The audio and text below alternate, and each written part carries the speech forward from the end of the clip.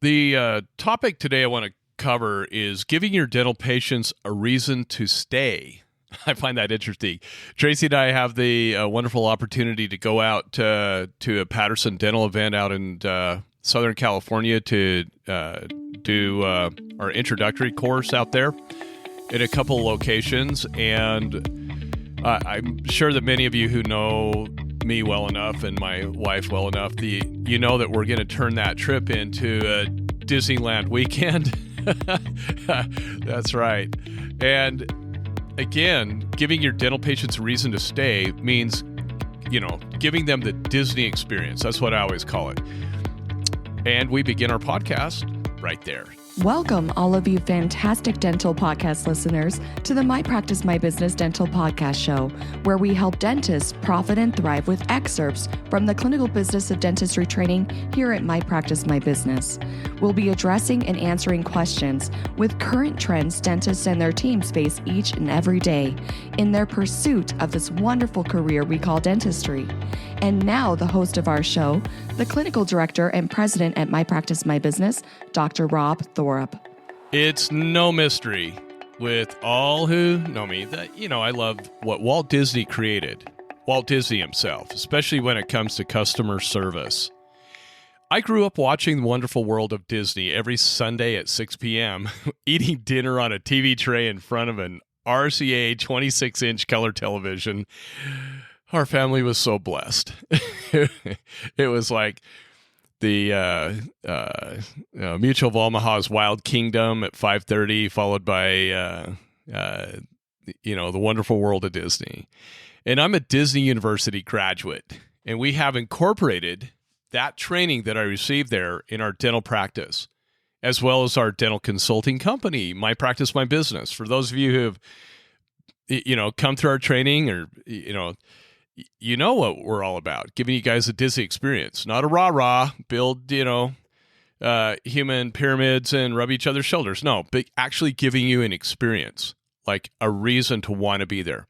We teach in our clinical business of dentistry training the importance of giving our patients what we call the Disney experience. And no company does customer service, in my opinion, better than Disney. One of our Facebook reviews exemplifies what I'm talking about. Quote, Dr. Rob and his staff are the best. They are all so friendly, do great work, provide a clean, welcoming environment, and are very educational. They truly care. And major bonus, my 3-year-old loves going to the dentist because they are so great with her. End of quote. I love that. Probably because we got Disney movies playing right when they come in. Hey, don't we wish that all of our reviews could be perfect like that one? And receiving great reviews has everything to do with the thought leadership of your dental practice. And that thought leadership typically runs, Doc, sorry to say this, from the top down. Office manager, same thing. It runs from the top down, the leadership. That's why we emphasize that thought leadership is so important. We emphasize that in our trainings. And we emphasize what I call the Disney experience in our dental practices. And let's begin right there. The typical dental practice has to take a group of diverse dental professionals, all of you in my practice, with little to no formal business experience and training, and we have to turn people into producers of oral health care. And the only way to accomplish this is with your thought leadership, Doc. But what is thought leadership? Its definition is simple. It's your beliefs and values.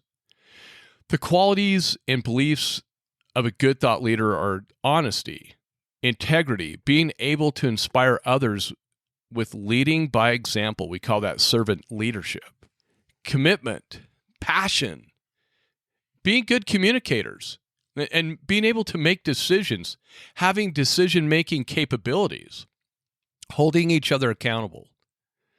Someone who delegates and empowers others instead of just peeing in all four corners and not wanting to share responsibilities to help other people grow and learn. Someone that has a creative and innovative mind, like my hygienist Laura, who came out with using Cervitec on the patients before they get their cleanings so that their cleanings are wonderful and not, sensitive out the wazoo. We could define beliefs in several different ways, but there's an old saying, show me your values and I'll show me, sorry, I blow that. Show me your values and I'll know your beliefs. Show me your values and I will know what you believe in. So what are values? Values are the energetic drivers of our decisions and aspirations. They're positive values, often are referred to as virtues. They enable us to live authentically.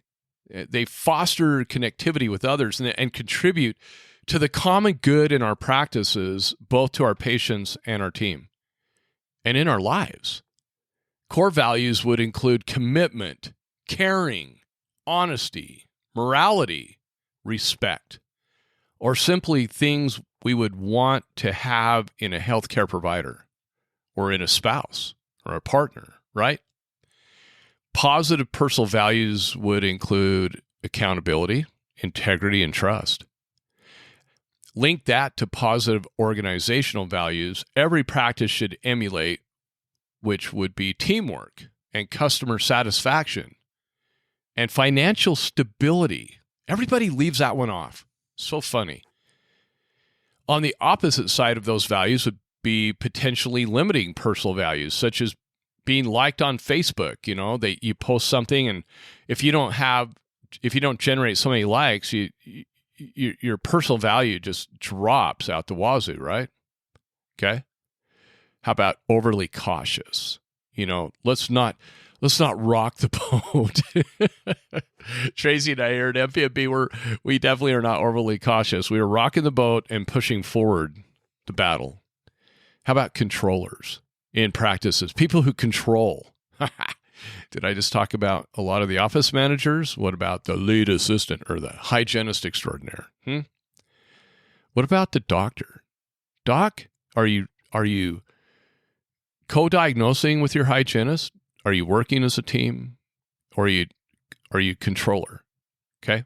Potentially limiting organizational values would include that bureaucracy and hierarchy or desires for power. We see that in offices all the time. They want power.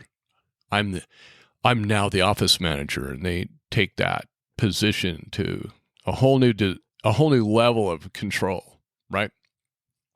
Or do we work as a team?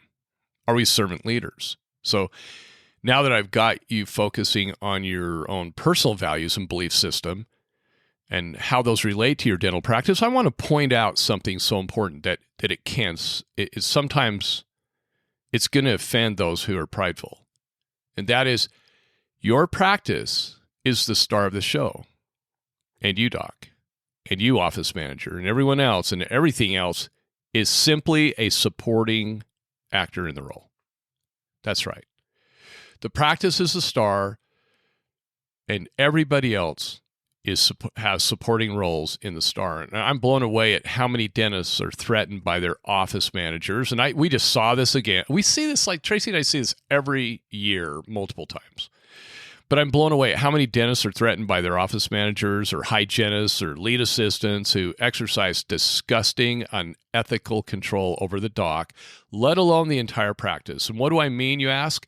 Well, how many times do we hear one of the aforementioned team members say, quote, "If I leave, all the patients will follow me," end of quote. Well, dental business owners, docs, fire them. Get rid of them. Those are poisons in your office. I can't say it enough. I don't even care if they take half the patients with them, because those are probably people I don't even want. Are they coming there because of the quality of deliverable dental care that you provide and the entire team? Or is there that one poisonous person in the office who develops such a relationship with all the patients that comes in and they're like, "I'm bubbly face, I'm bubblehead, I'm the person that they love coming into here," right? I don't know. It's like bubble something. They're nothing but a bubble cancer to everyone in the practice. And I despise employees who think that they have such control over the lives of their team members. They are opposite of what a team member should be. behind the scenes of your practice, how you treat each other in the break room, that'll end up in the reception area and the operatories. Saying good morning and being kind to each other is picked up by patients. And so is the opposite behavior.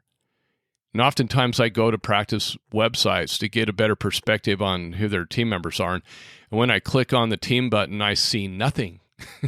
Sometimes the websites will have team member, meet our team. You click on it. This is being built. It's being built for the last 5 years. Believe me, your patients do the same. Show off your team on the practice website. Let the patients know who the people are that have this supporting role in your practice. At Disney, all of their companies have something that hangs above their doorways in their staff break rooms, and it says, quote, "You're on stage," end of quote. What that means in the dental industry is putting on your best show for your patients, having uplifting music or video playing in your office, and being ready for the day 30 minutes before the patient arrives. If dental teams are listening to this podcast, they're probably laughing about the doc right now. Being on time is something I've always struggled with, but I never stop trying. Some days I'm there even an hour before, and some days I'm there 3 minutes before we start. Just depends on what's going on. But that term, "you're on stage." And then there's a tagline below it, "Please be mindful of our guests and your Disney appearance." Something like that. I hope I didn't mess that up, but, don't have dog hair and cat hair, and, make sure you wash your scrubs, and don't forget to wash them over the weekend, and then just put on some stinky old ones you wore the week before.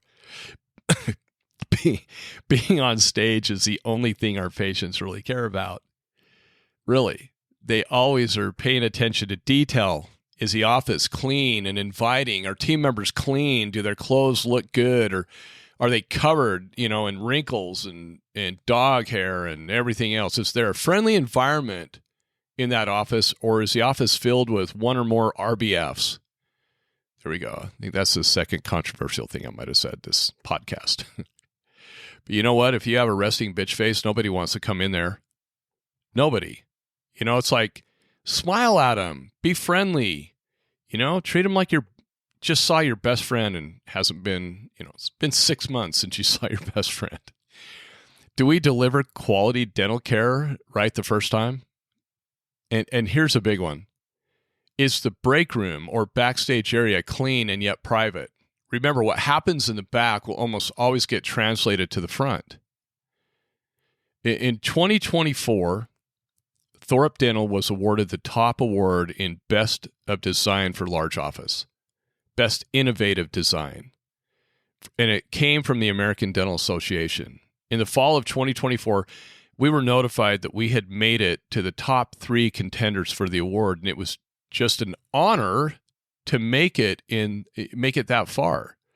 One of the offices in contention was, I thought, really cool and amazing. And I knew it was probably going to be between us and them. The third office had some cool stuff, but I really liked this other office. They had these little passageways and kind of cool things, kind of like a Harry Potter type thing going on. Of course, and Disney and Harry Potter. And now you're talking about my 2 favorite brain releases of going and having fun. And one of the things our design had going for us was the fact that our lab and sterilization rooms were completely transparent to our patients. We've always kept those rooms spotless, and now our patients could see what we do. And they love watching our sterilization process, and they love crowns being made with our CAD/CAM system, meaning CEREC. The fact that those areas are spotless has actually brought us new patients. And apparently patients have seen other offices with dirty sterilization in lab rooms, and word is getting around that ours are clean and transparent, and your patients are watching. So keep your break rooms clean, keep your sterilization area clean, keep your lab clean, keep it all clean. It shouldn't be a pigsty. I have just seen that happen so much, okay? And if there's one thing I've learned in life, it's this. Servant leadership is mission critical to leadership skills. Doc, take care of and respect your team's duties, meaning collect garbage, clean rooms, vacuum the floor, dust. Help your team, Doc. And team, take care of your Doc. When we take care of each other, the business thrives even more. Are you ready for the day? What do you do if equipment goes down? If you can't deliver on all fronts, can you really deliver the best dentistry your training will allow?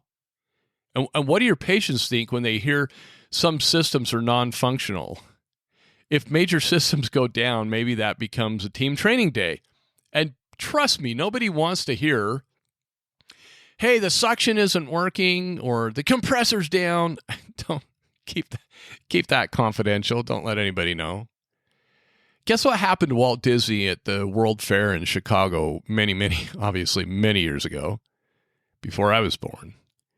He canceled, I think it was, I could be wrong. He canceled the Abraham Lincoln presentation because it wasn't at an acceptable level to him. He actually, I think I was born. He actually, I'll have to look up that date again now that I'm thinking about it. He actually inconvenienced government leaders and dignitaries from all walks of life, just because the attraction wasn't his, quote, best show, unquote. Something to think about next time you apply duct tape to your equipment, especially when it's in patient's view. I'm laughing at that because I've seen that. Oh my gosh.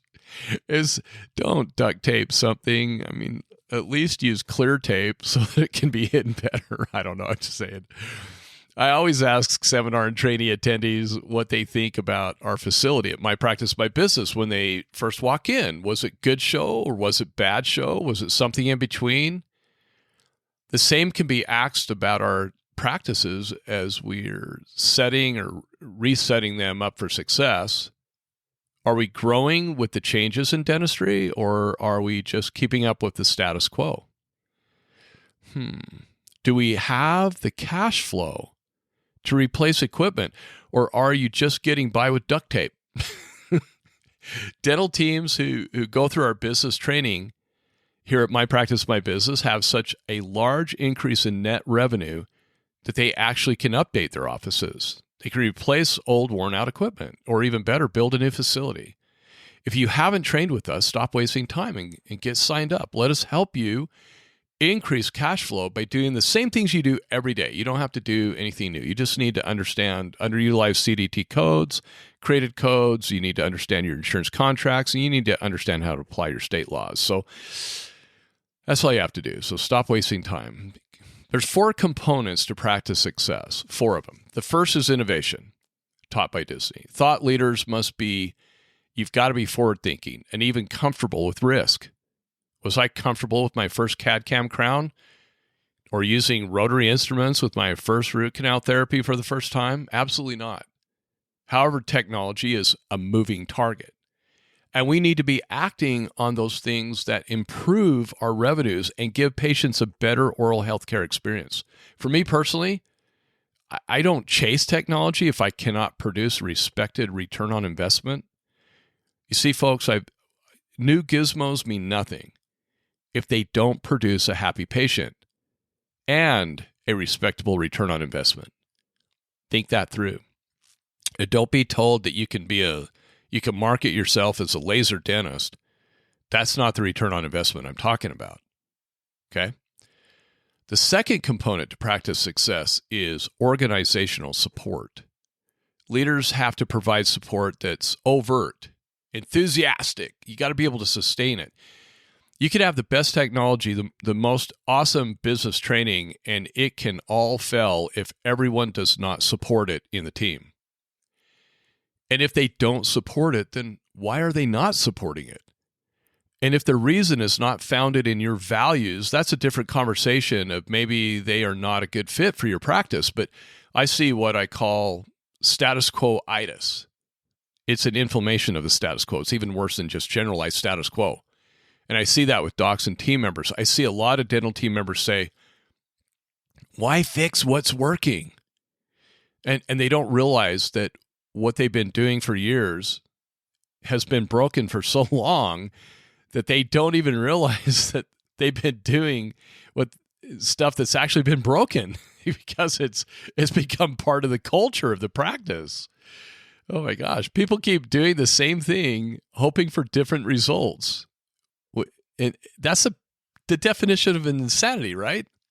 So they're taught oftentimes by consultants that the answer to their cash flow problems can be fixed by cramming the schedule or increasing production, not understanding that docs and their team can only run so fast on the hamster wheel, and that profitability must be accomplished by increasing net production, not gross production. You have to understand your direct operating costs per hour before you'll ever understand procedural profitability and corporate profit margins. If you don't, pause this podcast and sign up for our business training right now if none of that made sense to you. Because the most important statistic is direct operating costs per hour. It's not production. If you're not profitable, what does the amount of production do for you in profitability? Nothing. Collections, well, if you're not collecting profitable money, what does that have to, is that the most important KPI? No. The third component to practice success is continuing education, knowledge, and skills. Dental team education and development is an indispensable component of dental office culture. Training has to be simple enough to remember and implement across all the areas of the office. But most important, it has to be relevant. Something that we didn't see at the Utah Dental Convention this year is relevancy in the pillars of all the office responsibilities. That's the feedback we got from team members in our poll we were taking, survey. It was really sad. Dental conventions are oftentimes great events to take your team to, and I have each of them report on what they learned the following week after attending continuing dental education at the UDA convention. And I like to see if there was anything worthy of implementation at the convention that would be beneficial to our practice. So I want my team members to go. I want them being educated. I want them to be, I want our office to be on the cutting edge as much as we can be. And we can be. The fourth component to practice success is making work fun and entertaining. Team education above has to be engaging, memorable. It has to be fun. And are we making work creative and interesting or dull and boring? Is your team excited to work each day? And are you finding humor in dentistry? I'm actually laughing just asking the question right now. It's pretty funny. I mean, you just have to laugh at patients sometimes, right? And you just have to laugh at how procedures go and how many times you got sprayed in the face, right?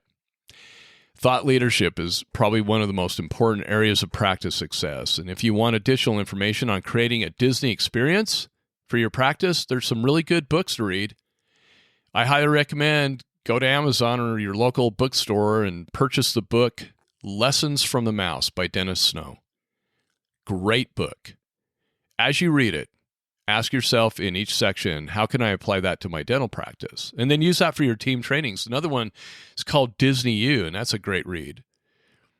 Have all of your team have them read both. Have your team read the books and discuss them in your team meetings. And it'll give you a whole new view on customer relations and how to give exceptional customer service. Our patients are customers. Get over it. Okay, they're not just patients. They can go to a plethora of other dentists in your community most of the time. So what are you doing to retain them? In our advanced dental business training at My Practice, My Business, we have required books for attendees to read and report on that will take your customer service to new heights you can't even begin to imagine if you implement it. And we pretty much hold that over your head when you come through the training. You have to implement what you learned. Think about how you're currently how you present needed treatment to your patients right now. What are you doing? If you're like most offices, you describe the treatment needed and send them home with a printout from your practice management software containing the all-impressive codes, descriptions, and fees. And if you're lucky, your software might have patient verbiage that is supposed to be patient-friendly, but it isn't. Remember, connecting to the neocortex of the brain does not increase case acceptance. We have to connect to the limbic system of the brain by explaining the why your diagnosed treatment is needed. Case acceptance is biological. Nobody taught us that.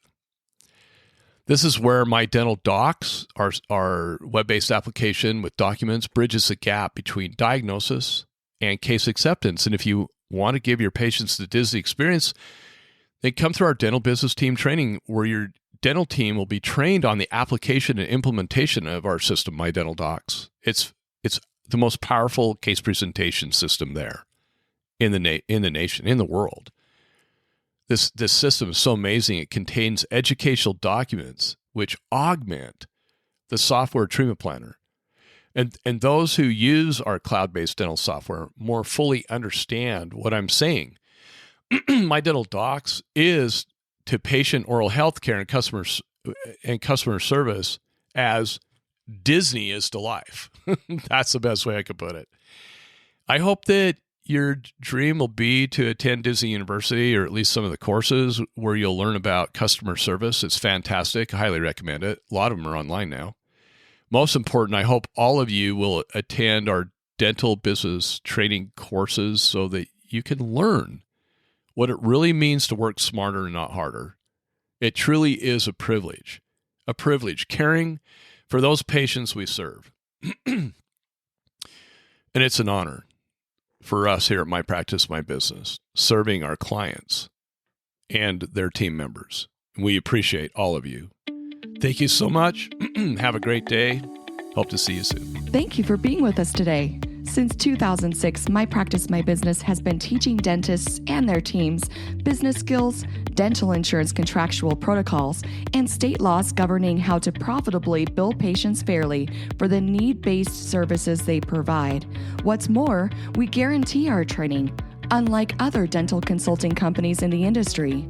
Simply stated, if you don't increase your net revenue, we don't get paid. We call it dental consulting the way it should be.